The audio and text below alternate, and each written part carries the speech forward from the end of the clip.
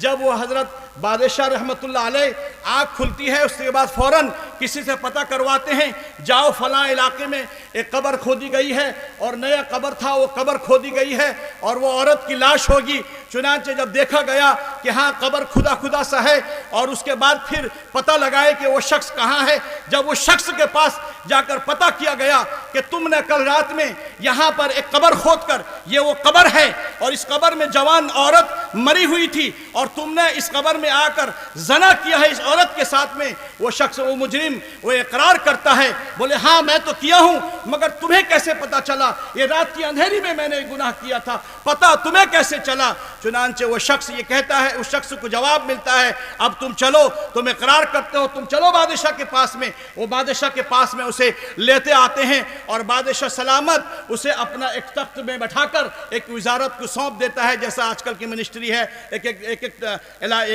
ایک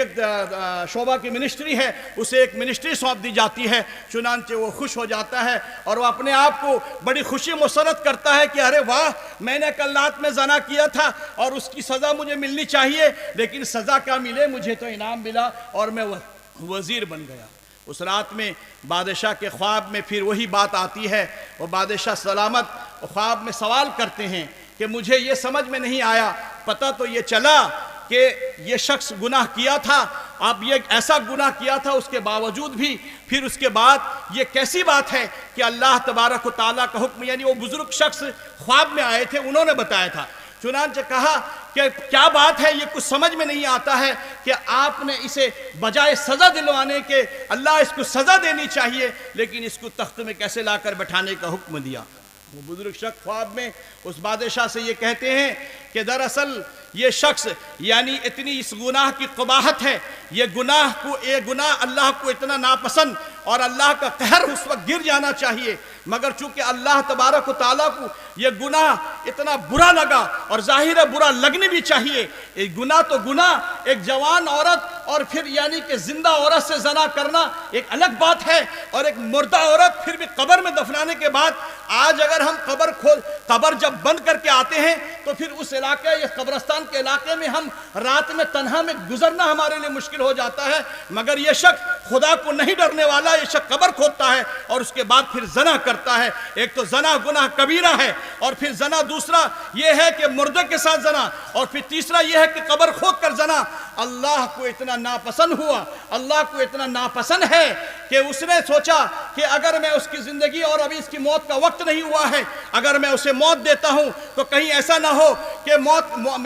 ابھی اس کے وقت مقرر، چونکہ اللہ کے نظام میں یہ بات موجود ہے، جس کی جتنی زندگی اللہ نے لکھ دیا ہے لوح قلم سے لے کر، اور جہاں جہاں لکھنے کے سوا اللہ تبارک و تعالیٰ نے مرتب کیے ہیں، اس کی زندگی لکھی ہوئی تھی، ابھی اس کی زندگی باقی ہے، کہیں ایسا نہ ہو کہ وہ اس گناہ سے توبہ کر لے، چونکہ اللہ نہیں چاہتا تھا کہ یہ توبہ کرے۔ اگر یہ فقیری کی حالت میں ہو جائے، اگر یہ نعمت سے دور ہو جائے، تو کل میرے پاس گڑ گڑا کر آئے گا اور وہ توبہ کرے گا، اور میں نے وعدہ کیا ہے کہ جو شخص سچے دل سے توبہ کرے گا میں اس کی توبہ کو قبول کر لوں گا، مگر اس کے گناہ، اس کا جرم اتنا بڑا تھا کہ اگر میں اس کو فقیری کی حالت میں رکھتا تو یہ پھر مجھے توبہ ضرور مانگتا، چونکہ آج یہ پتہ یہ چلتا ہے اس بات سے کہ ہم اپنی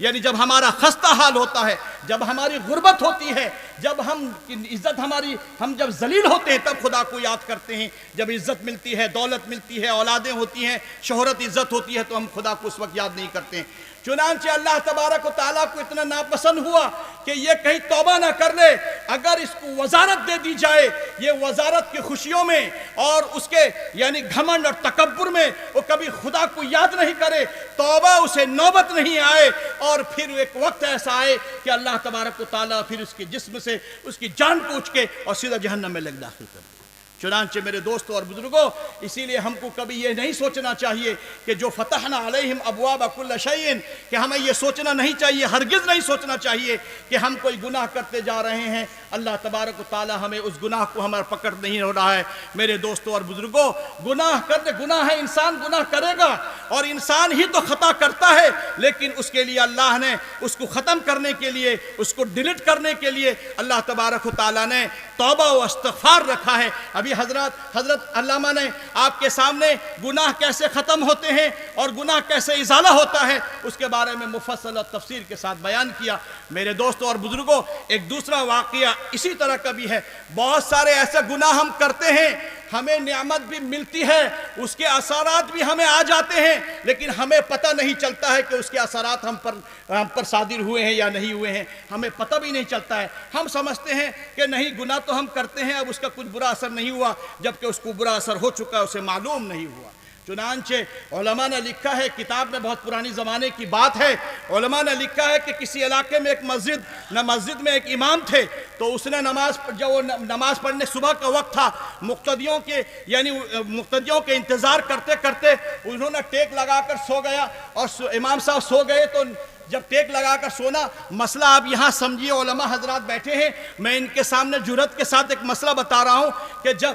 آپ کھڑے ہو کر کھراٹا بھی مار کے سوتے ہیں تبھی بھی آپ کا وضو نہیں ٹوٹتا ہے، لیکن جب آپ ٹیک ہلکے سے لگا کر اگر نیند آ جاتی ہے تو سمجھ لیجئے کہ آپ کا وضو ٹوٹ گیا۔ امام صاحب کو معلوم تھا کہ وضو میرا ٹوٹ گیا، لیکن چونکہ ہمارے یہاں کے مقتدی ماشاءاللہ اتنے ظالم، اتنے جبر ہوتے ہیں کہ وہ امام صاحب کیا بات ہے، سو گئے کیسے، انتظار کیے نہیں یا پھر ہوا چھوڑ دیے؟ اس طرح اگر وہ امام سوچا کہ میں اگر وضو کرنے کے لیے جاؤں گا تو چنانچہ میرے یہ مقتدی ناراض ہو جائیں گے، میرے یہ مقتدی غصہ ہو جائیں گے۔ میرے دوستوں اور بزرگوں، جس امام کے پیچھے ہم نماز پڑھتے ہیں وہ ایک وقت تو ہم آگے اس کو بڑھاتے ہیں، لیکن ایک وقت زمانہ آتا ہے، لیکن ایک زمانہ ایسا آتا ہے کہ وہ آگے ہوتے ہیں اور ہم پیچھے ہوتے ہیں۔ جو جنازے کی نماز ہم پڑھتے ہیں وہی امام آپ کا جنازہ پڑھاتا ہے۔ والد مکرم اللہ ان کو غریق رحمت عطا فرمائے، ان کے درجات کو اللہ بلند کرے۔ والد محترم ہمیشہ یہ کہا کرتے تھے کہ اماموں کی خبر گیری لو،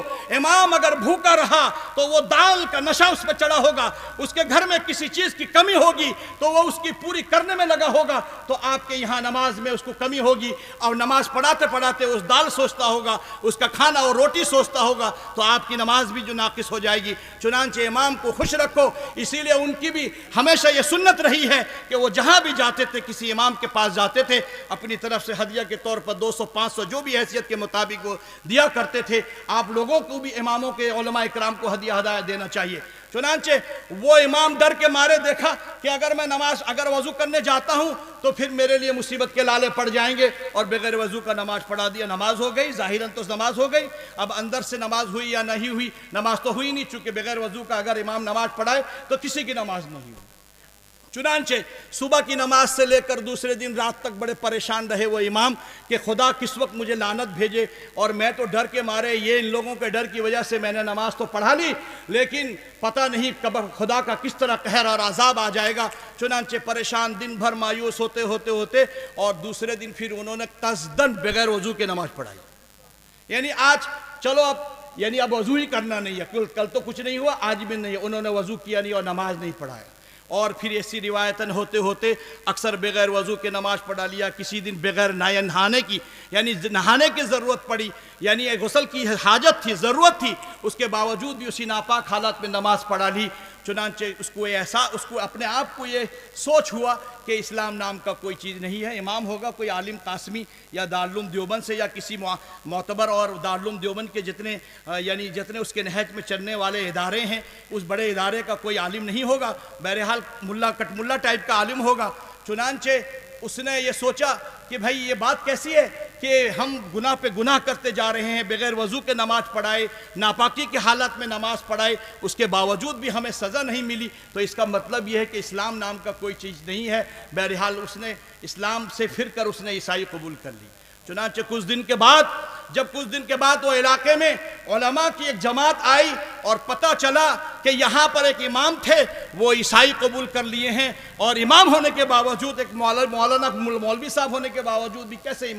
ایمان سے منحرف ہو کر وہ عیسائی مذہب کو قبول کر لیے۔ چنانچہ وہ شخص یعنی وہ علماء ان کے پاس جا کر پہنچتے ہیں، اور وہ عیسائی تو بن گئے تھے، پادری اب بن گئے تھے، ابھی مولوی صاحب تھے اب پادری بن گئے۔ وہاں جب جا کر ان سے سوال کیا، انہوں نے یہ صورتحال بتائی۔ انہوں نے کہا، علماء کرام نے کہا، کیا تمہیں معلوم ہے، تم جو اپنے آپ کو یہ سمجھ رہے ہو کہ اللہ نے مجھے کوئی سزا نہیں دی، ارے یہ کیا کوئی کم چھوٹی سی سزا ہے کہ اللہ تبارک و تعالیٰ نے اپنی پسندیدہ ان الدین عند اللہ الاسلام، اسلام ایک ایسا مذہب ہے، ایک ایسا دین ہے جس کو اللہ نے پسند کیا ہے، اور اللہ کا یہ دین ہے، اور وہ دین حضور محمد صلی اللہ علیہ وسلم کی شریعت ہے، اور وہ پیارا دین اور آخر قیامت تک کے لیے یہ دین رہے گا، اور جس میں قرآن کا نزول ہوا، جس دین میں قرآن کا قانون چلتا، جس دین میں قرآن کا احکام چل رہے ہیں، جس دین میں حضور کی ہر بات کو نقل کر کے اور عمل کیا جاتا ہے، اس دین سے اللہ تبارک و تعالیٰ نے تمہیں ارتداد کر کے،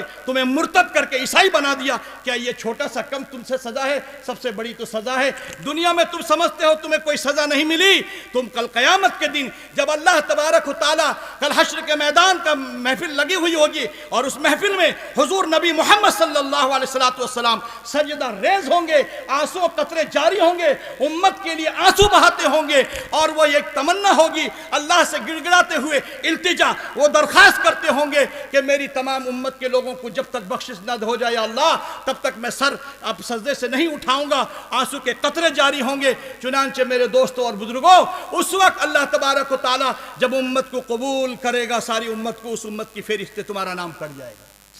تو میرے دوستوں اور بزرگوں، ہم سمجھتے ہیں ہم گناہ کرنے بیٹھ جاتے ہیں، اس سے پہلے ہم نماز پڑھتے تھے مگر گناہ جماعت میں جاتے تھے، خانقاہوں علماء سے ملتے تھے، اور نہ جانے ہم اچھے کام قرآن کی تلاوت کرتے تھے، مگر ہم گناہ کرنے کی وجہ سے اللہ تبارک و تعالیٰ آپ کو مسجد سے دور کر دیا، قرآن کی تعلیم سے دور کر دیا، علماء سے دور کر دیا۔ یہی ایک گناہ کو چھوٹا گناہ نہیں ہے، یہ گناہ کی سب سے بڑی سزا ہے کہ اللہ تبارک و تعالیٰ گناہوں کی وجہ سے آپ کو بھوکا نہیں رکھتا، آپ کی روٹی کو نہیں چھینتا، بلکہ گناہوں کی اثرات کی وجہ سے، گناہوں کی وجہ سے آپ کو سجدہ کرنے اور اللہ کو اپنی عبادت اور اپنے یعنی کہ اپنی مسجد، اپنے خانہ خدا میں یعنی بلانے سے اللہ تبارک و تعالیٰ اس سے دور کر دیتا ہے۔ تو میرے دوستوں اور بزرگوں، فَلَمَّا نَسُوا مَا ذُكِّرُوا بِهِ فَتَحْنَا عَلَيْهِمْ أَبْوَابَ كُلِّ شَيْءٍ حَتَّى إِذَا فَرِحُوا بِمَا أُوتُوا۔ ہم گناہ پہ گناہ کرتے جائیں، خوشی نہیں ہونی چاہیے، اور بلکہ ہم کو پہلے بہت زیادہ سوچ ہونا چاہیے کہ میں گناہ کرتا ہوں، اس کے باوجود بھی یہ گناہ کے اثرات کیوں نہیں ہے۔ اس کا مطلب یہ ہے کہ اللہ مجھے اخیر میں بعد میں کھینچ کر لے آئے گا، اخذناہم بغتۃ، یعنی کھینچ کر آپ کو اس وقت ایسے پکڑے گا، اس وقت آپ کو توبہ کا استغفار کرنے کا موقع ہی نہیں ملے گا۔ میں اسی بات پر اپنی بات کو ختم کرتا ہوں۔ میں اخیر میں پھر تمام حضرات سے یہ گزارش کروں گا کہ حضرت مولانا مہمان مکرم مفتی نثار خالد صاحب اس وقت تشریف لائیں گے، انشاءاللہ ان کا بھی بیان ہوگا، اور پھر ہمارے شاعر اسلام اور پورے ہندوستان میں تہلکہ مچانے والے اور یوٹیوب کی دنیا میں جس سے سب سے زیادہ کیا سبسکرائب ہے، کیا کہتے ہیں اس کو، جو کیا ہوتا ہے آپ لوگ جانتے ہیں، وہ زیادہ ان کا چینل چلنے والا وہ شخصیت بھی یہاں موجود ہے۔ ہم یوٹیوب میں دیکھتے تھے، اب ہم باقاعدہ یعنی روبرو دیکھیں گے اور ان کے کلام کو سنیں گے انشاءاللہ ثم انشاءاللہ۔ میں اخیر میں آج یہ 14 محلے کے حضرات تشریف رکھتے ہیں، مجھے آج یہ عصر سے 14 محلے میں اور اس اسٹیج میں جو والد محترم کے سائے اور ان کے سائے تلے رہ کر ان کی نگرانی اور رہبری میں کبھی کبھی ہم کو بیان کا موقع ملتا تھا، مگر آج وہ ہم سے دور ہیں۔ دعا کیجئے کہ اللہ تبارک و تعالیٰ انہیں مغفرت فرمائے، اور ان کے جتنے یہ چشم و چراغ ہیں، اور خاص طور پر جو گلشن جلال اور اسی طرح مدرسہ اسلامیہ دینیہ ارشد العلوم عصر سے 14 محلہ اور اس کے جتنے بھی یعنی کہ سرپرستی میں جتنے مدارس ہیں ان کی شاخیں عصر سے 14 محلہ اور جہاں جہاں چلتے ہیں، اللہ تبارک و تعالیٰ ان تمام مدارس کو دین دوگنی رات چوگنی ترقی عطا فرمائے۔ کمی کوتاہی کے لیے میں معافی چاہتا ہوں، وما علینا الا البلاغ۔